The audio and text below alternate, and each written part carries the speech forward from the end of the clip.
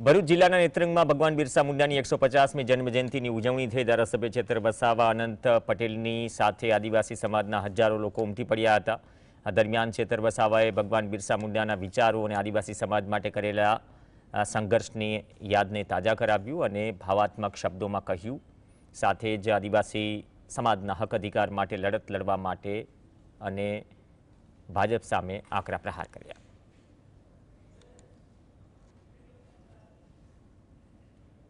હવે धरना प्रदर्शन बंद, હવે आंदोलन बंद।